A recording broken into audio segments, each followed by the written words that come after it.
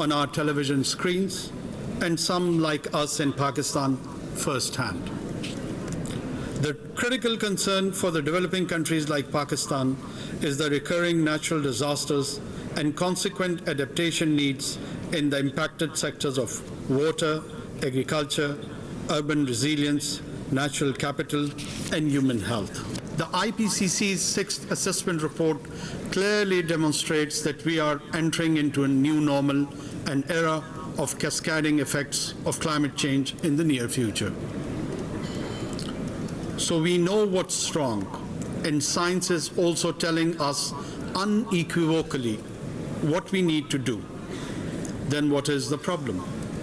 In our context, it is the means of implementation, finance, technology, and capacity building support. Finance is and will always be the key enabler for climate action. Financial needs of developing countries are way more than the unfulfilled US $100 billion pledge. Even to fulfill less than half of their existing nationally determined contributions, they need US $6 trillion by 2030. And developing countries are being told that their indices are not ambitious enough. Adaptation needs alone are US $387 billion per year till 2030.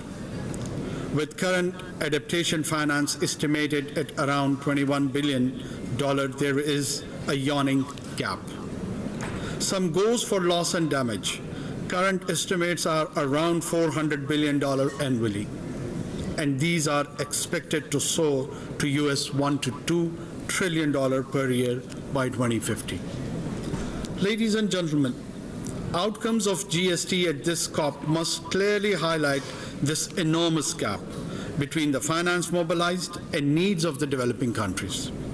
It should also obligate the developed countries to urgently rectify shortfalls in their finance commitments under the Paris Agreement. Unlocking scaled-up and improved financial support that would enable developing countries to contribute in bridging the implementation gaps in their mitigation and adaptation action. Moving forward, we believe outcomes of the GST are well timed to guide the critical discussion in 2024 on setting the post-2025 new collective quantified goal on finance commensurate with the needs of developing countries. It is also imperative that the GST should strengthen effectiveness of the technology mechanism in scaling up developing and transfer of proven climate technologies and enable better delivery of capacity building for developing countries. The need for reform of the international financial architecture also require sharper focus. Excellencies, regarding the technology transfer, we propose to focus on key and high-emitting sectors with joint indicators, functioning solutions, time frames, and enabling conditions needed to put in place green technologies. Ladies and gentlemen, on capacity building, we require scale-up support to developing countries and greater coherence and coordination across the United Nations system. To attract the required public and private investment, developing countries must be provided capacity building support to develop appropriate instruments and in creating pipelines of bankable projects for adaptation and mitigation, and particularly for sustainable infrastructure projects. Further, it is about time we also harness the capacities of the private sectors for climate actions.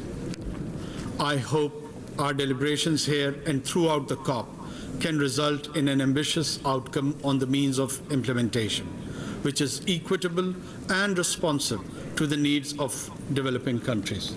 I thank you.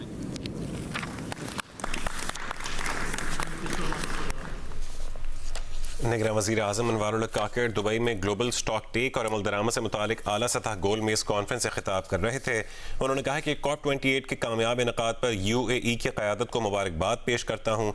हमने आइंदा आने वाली नस्लों के लिए कुर्राए अर्ज़ को महफूज बनाना है। मौसमियाती तब्दीली बड़ा चैलेंज है। मौसमियाती तब्दीली के बायस सालाना लॉस एंड डैमेज का तखमीना $400 अरब है। मौसमियाती तब्दीली से मुतासरा तरक्की पज़ीर ममालिक को मुख्तलिफ मसाइल का सामना है।